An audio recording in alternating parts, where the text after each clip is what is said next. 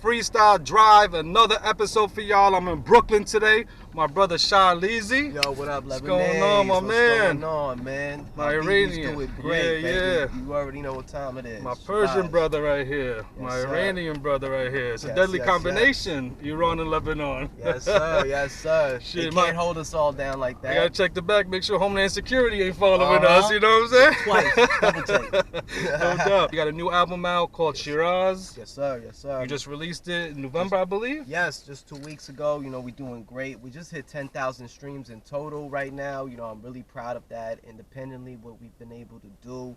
You know what I'm saying? Shout out to thisis50.com. They just picked us up. They gave us a nice review over there. Underground Hip Hop. Shout out to them. They gave us a great review as well. Overall, very proud of what we've been able to accomplish so far, and we just getting started. That's super dope, man. So is this your first official album you've released? I mean, I've been on your YouTube. You've released mad other videos and songs. Is this your first baby, you would say? Yeah, I would say this is my first album for sure, Okay. like official album. You know, when I was first working on the project, you know, I didn't think about like making it into an album at first, but you know, I pushed myself, I challenged myself. I said, you know, I've been doing a lot of EPs and people kind of know what I come with it when it comes to the EPs, but I feel like as an artist, you want to kind of like challenge yourself. To kind of like, okay, can you do this? Like, and if you can, like, all right, how do you get better at it? So for me, it was like, all right, yo, let's add 15 more minutes into it. We got fire right now. Let's add 15 more minutes to it and really create something like a dope piece of art. And I was proud of the results. I put my pen to the test, and people seem to love it. No, that's dope, man. You took it to the next level for Shah Leezy. You know what I'm saying? So it's not an EP, right? It's an official album, 33 minutes, Nice, perfect. I mean, I know you also dropped a video, the self-titled song. Self-titled Shiraz. I love that video. It's dope. Thank you very much. Thank you. Yeah, we want, again, always just want to come out with a little something different because, you know, people know me for being very bar heavy, and I wanted to really be able to show my range as not just an MC but as an artist. So I wanted to make like a smoother record. Shout out to SL Feemster on the hook. He killed it with his vocals. You know, I actually met him at a show that I did, and I stayed for his set, and I was like, yo, man, I love what you did. I love to work with you. And from there, we just progressed. I brought him over to the studio, and we knocked it out.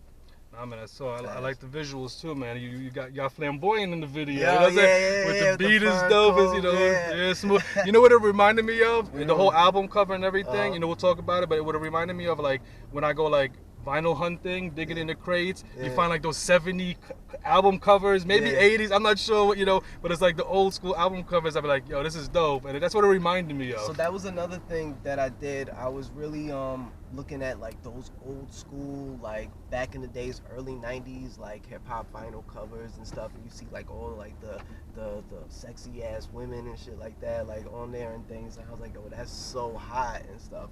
So I was like, you know what?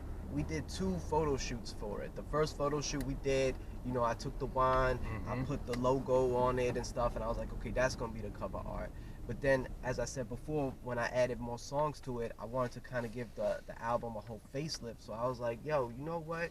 And this is after when I started looking at different like vinyls from the 90s in the rap section.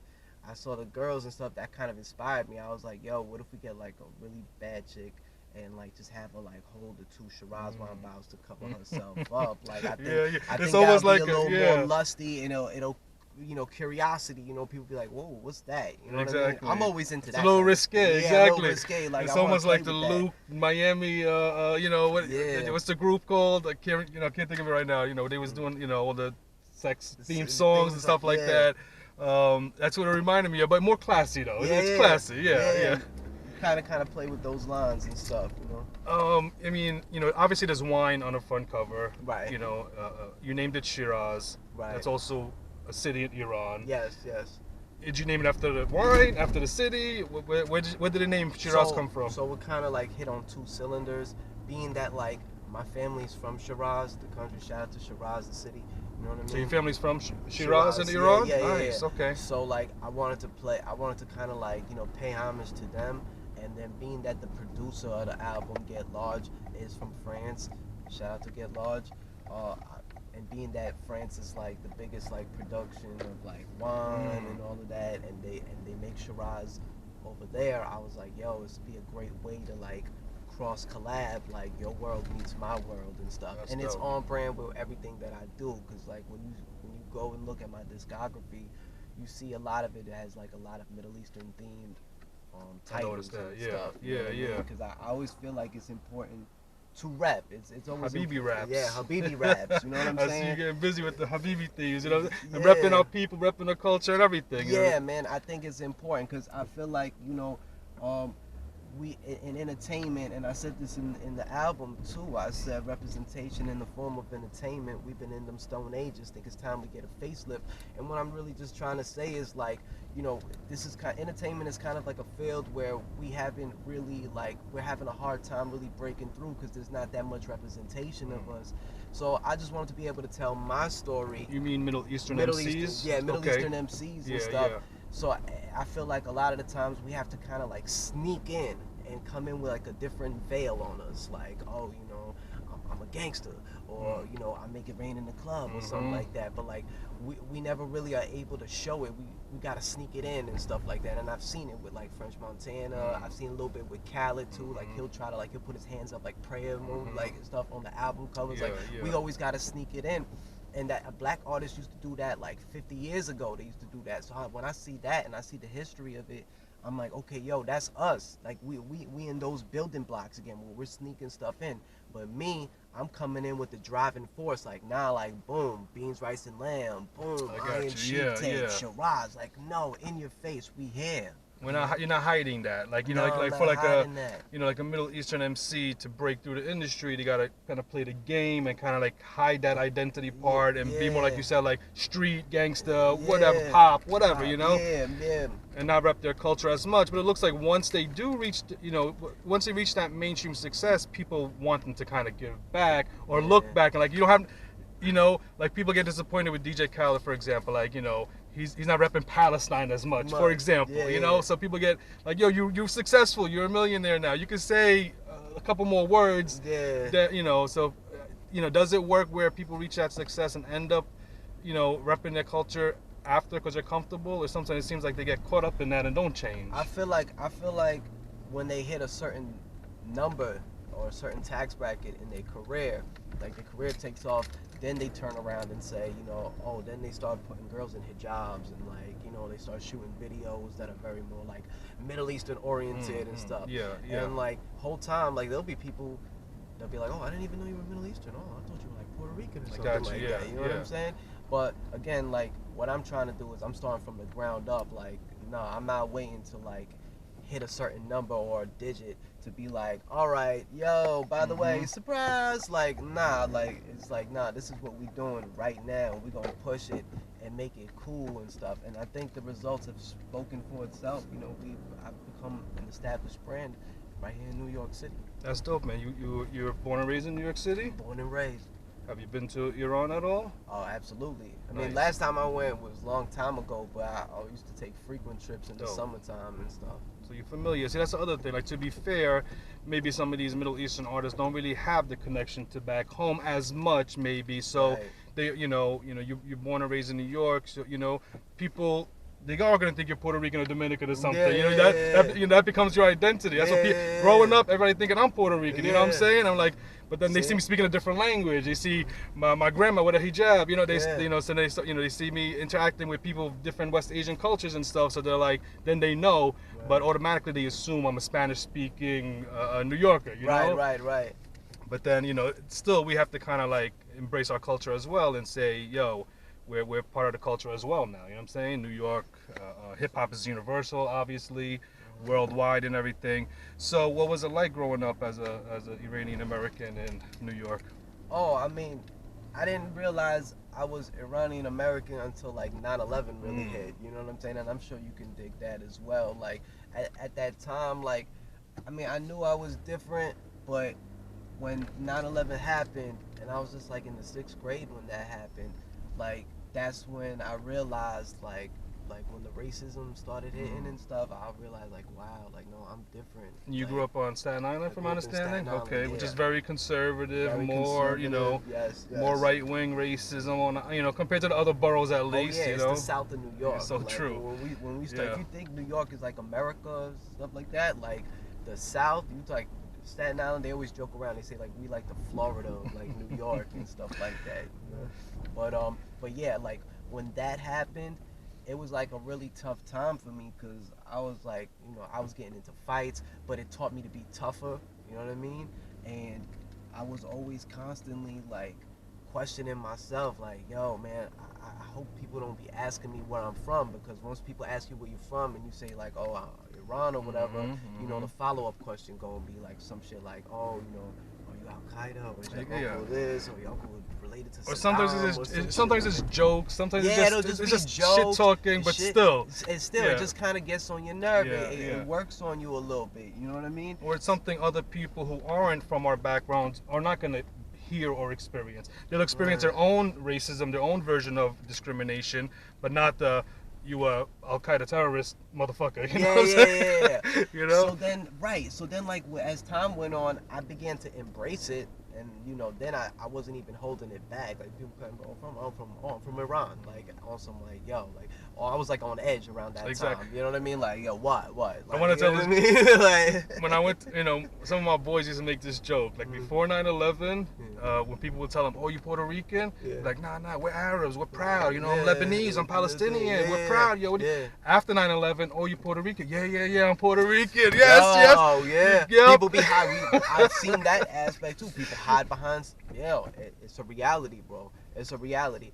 And then fast forward to like when I started really breaking into the industry, I started taking all the stuff that used to get thrown at me as a kid, and I flipped it into like a whole thing. And that's kind of like the Biggie method, like the way Big used to say like a fat and ugly as ever. Exactly. However, like I started taking all of those things that people used to throw at me and embracing it and stuff. Like they used to call me camel fucker. Well, guess what? Now my clothing line Halal Kush. Boom, we got the camel logo. Like to be fair, my boy's been calling me camel since high school, before 9/11. So I can't blame 9/11 for that. To those watching, y'all know who y'all are. That's to my boys today. But you feel me? So like I started just doing stuff like that, or I started playing with little themes in my bars to like oh, okay, I'm this, I'm a terrorist. All right, cool. We could do like outrageous bars and stuff to kind of like shock value shit, exactly. So again, like all of that stuff, it all came in full circle. It's almost like I'm gonna be what you perceive me as. Almost. Like I'm gonna be what you think I am. You know what I'm saying? If that's what you think, then let's go along with it. So Shiraz, you got this producer from France. How did y'all connect? What's his name? Get Large. Get Large. Yeah, so Get Large was just strictly like an internet relationship. Like, I don't know who found who first, because you kind of get blurred a little bit. But I think, like, I just went on his page. I liked some of the stuff I saw. Dope. And I just hit him. His beats was fire. He also produced for Dipset. He lived in New York for quite some time, too. Like, a whole bunch of it. MOP. Like, he done produced for, like, New York legends. Anyways, so I hit him up, and I was just like, yo, man, I love what you're doing. I'd love to, like, do something. And at that time, I was just finishing up the Iron Sheik project, and I was like, yo, like, let's get something in. And then the first record we actually did was James Bond's. We did James Bond's together, and this was prior to the Iron Sheik tape dropping out. We did that. That joint is fire. I like that song. Yeah. And he was like, yo, man, like, let me know what you need. He loved it so much. He's like, yo, whatever you need. Like, and he sent me like a whole like library of beats, and he was just like, yo, have at it. I'm seeing this trend a lot where a lot of MCs from New York and also the United States in general, but since I'm based in New York and I interview mostly artists in New York, where they're working with producers from Canada, from France, from other countries. I'm not sure if it's because producers in these other places more kind of appreciate that sound. I don't want to say the 90s sound only, but just to an extent, where they appreciate that hip hop that we kind of love as well, not that mainstream sound per se. Yeah, no, because the thing is, a lot of people don't know this, but like outside of America, like there's a big like boom bap, like I guess you could call like new golden age sound that is being embraced. Like that's why a lot of the acts from the '90s they do shows out in touring Europe and touring out there. They love them out there and stuff. So a lot of those people have adopted that sound and they still help hold that up to a high level and things. So like Canada, you mentioned Canada. Canada's like they're very big on their hip hop, like especially their underground hip hop, especially like. And the beats is amazing. That's the thing. You cannot deny the production is crazy. Oh yeah, their sample flips and techniques are incredible. You know what I mean? Like again, like I gotta take it back to Large, man. Like Large, like he's every day, like I see him cooking up beats on his IG live, and he's just chopping up samples, and he just does it effortlessly. You know, in America, you know, like I will say that I'm proud of how the sound has elevated. I think you see guys like Griselda. I think you see guys like I can go on and on, like Smoke DZA, etc. Like these guys have become the founding fathers of like this new age underground. Rock Marcy, gotta mention Rock Marcy. You know, they have really elevated that sound and made it cool. I'm proud to be part of that sound because that's been part of my identity ever since I started rapping. So to see that market growing is amazing because back before they paved the way, they used to tell me, yo, you dope, but like you ever thought about like changing up your sound or something like that? And I'd be like, nah, man, this is what I'm passionate about. No, man. No, you know, like you said, there's definitely dope artists in the U.S. and producers. You can't. Hip hop is a large field. It's not just what we hear on the radio. What frustrates me and a lot of people is that so many of these artists you mentioned, including yourself, have songs that can be played on the radio. Right. But for whatever reason, politics, money, I don't even know. You know, this is when I start. You know, this is what I start saying. Maybe the conspiracies are true. I don't like getting into conspiracies, but maybe it's true that the industry is trying to keep, I don't want to say conscious, but just not the most ignorant shit.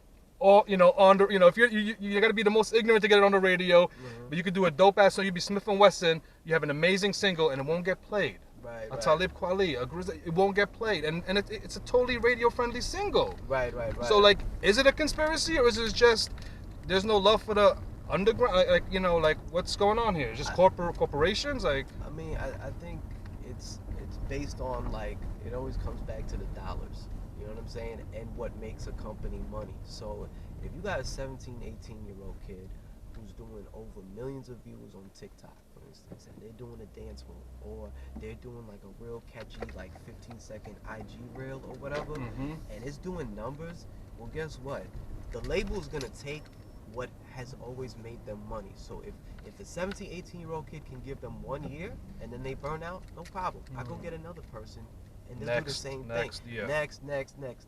That's why it's always hard to find legacy acts. Like when you see the J. Cole's or the Kendrick Lamar's and stuff like that, those are like what you call the once in a generation type talents that come through. That break through. Yeah. And they'll pick, and they only pick like maybe 2, 3 of them, and they'll be like, oh, you see, we ain't forget about y'all. Like, you know what I mean? But what I do love, and this is where the optimist in me comes in, is I do love the fact that the game has become much more digital, the internet age. It has created an era where, okay, you don't need necessarily the radio, but if you have a strong, loyal fan base and people are always tuned into your content and you continue to grow, then it all depends on what you deem success to be. My deem of success is being able to do this full time. Some people, they want to be multimillionaires off of their music. And I think to me, that's the luxury. You know, when you get to that level, that's like, you know, the Drizzy Drake levels and all of that. To me, God bless you. You made it. You know what I'm saying? That's the luxury of it. But for me, the true win, the true victory is being able to do this full time and getting paid and making your world turn. I hear you. I mean, you know, the thing is with the good thing is, you know, artists are finding ways to make it successful outside the industry, for example, outside the radio, outside the mainstream, outside the music videos on television. Who even watches that anymore? You know, so a lot of that is dead anyway.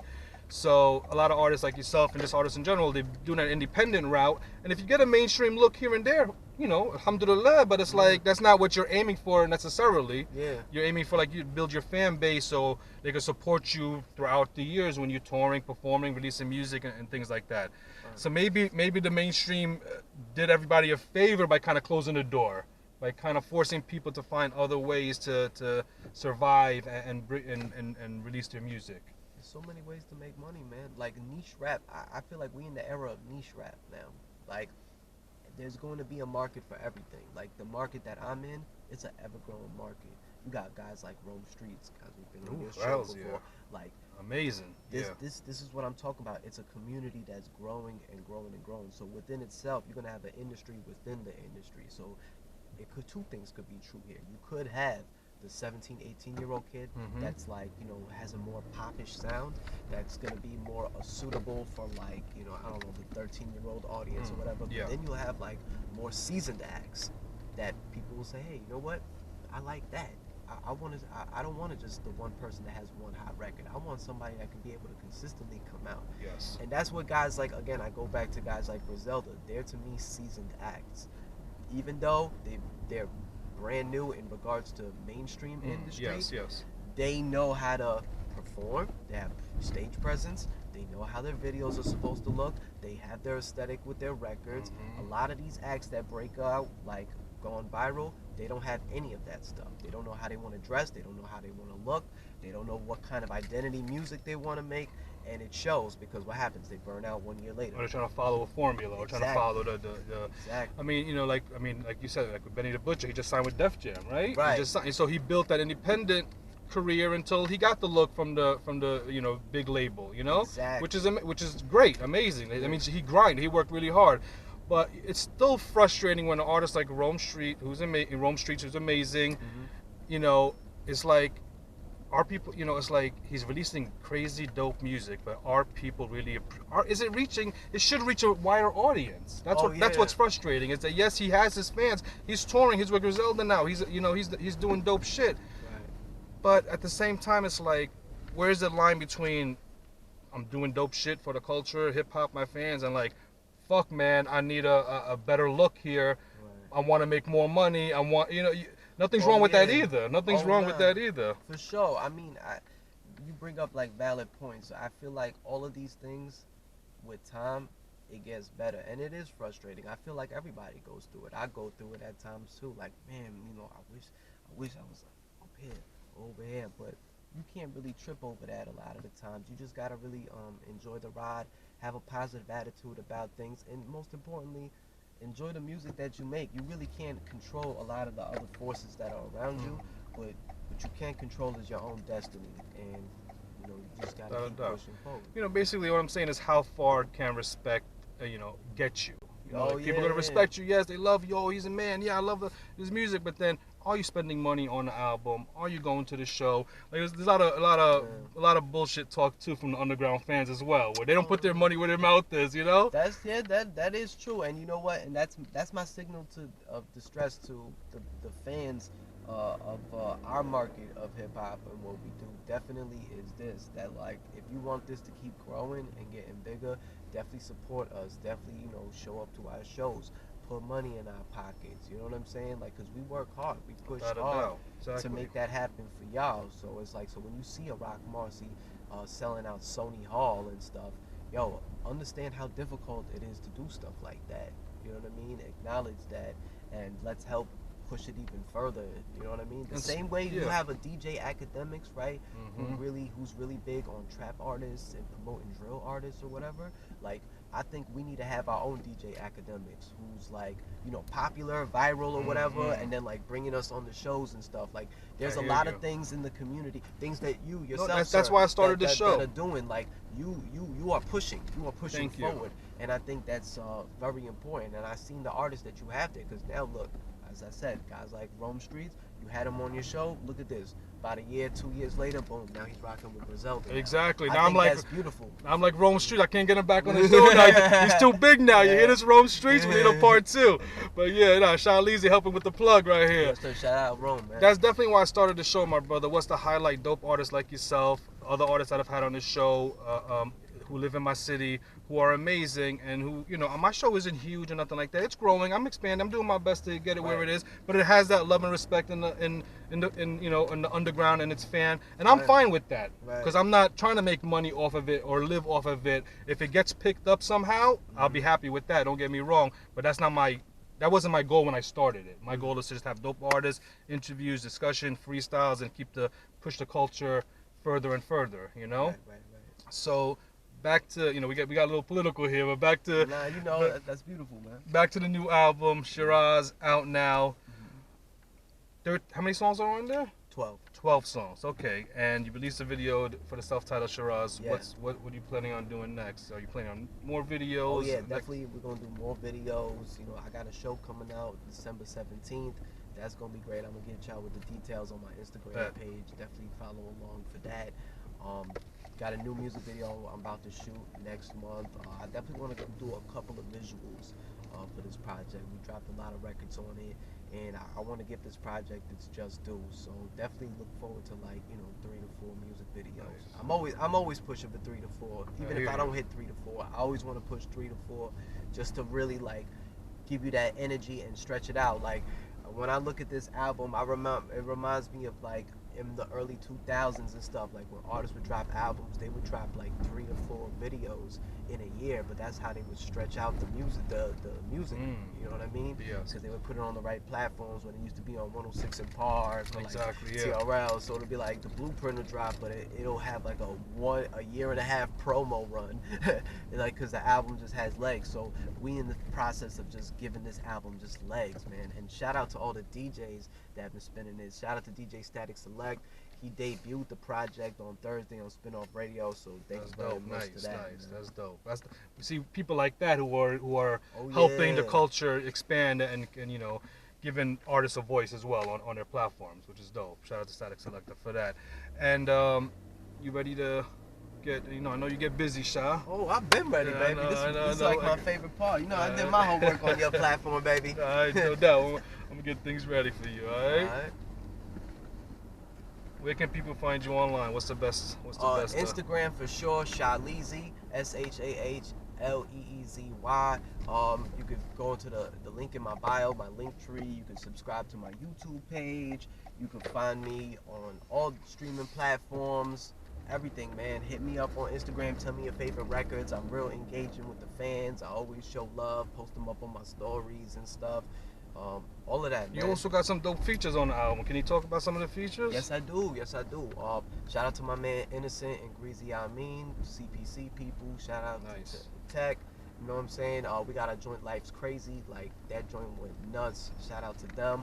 ISO Indies, man. We did a joint, Carlito together.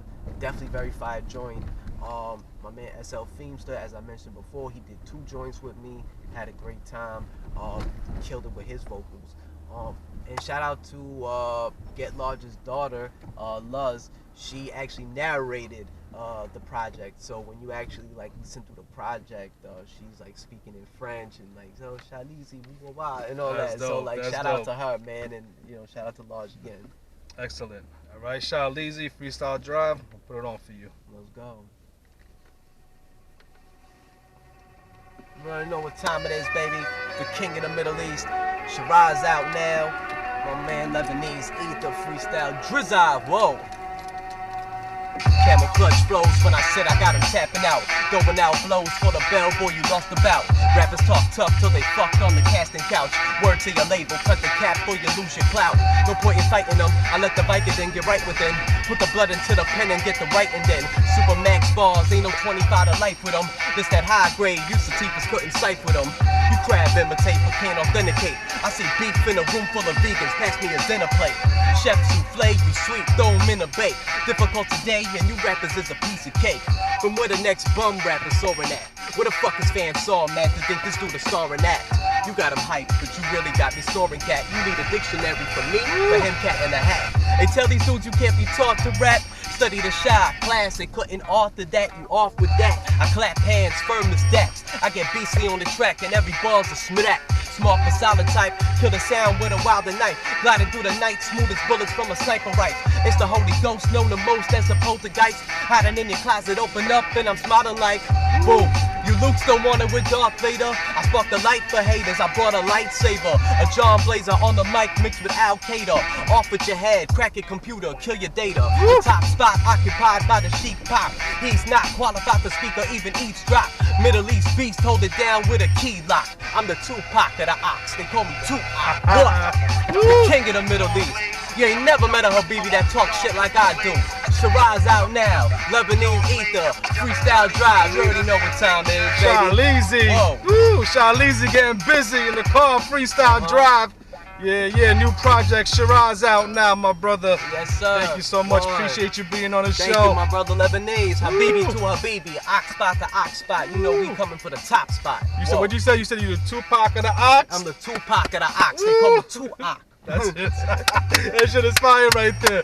New album, Shiraz out now. Let's get it. Make sure you check it out. The self-titled video is out now. Amazing. My brother, thank you again. People can follow you at Shah Leezy. Let's go. SHAHLEEZY. You already know. Make sure you follow Freestyle Drive too. To only give you the hottest underground tapes out now. Support the real instead of complaining about the fake. My brother Shah Leezy. Yes, sir. Appreciate you being on the baby. show. Congrats on the Love. project. Congrats again. Thank you everybody for tuning in. Make sure freestyledrive.com for all my episodes. Make sure you tune in to Shah Leezy. Super dope. New album is fire and they got more fire for y'all. Alright? Yes, peace, y'all. One.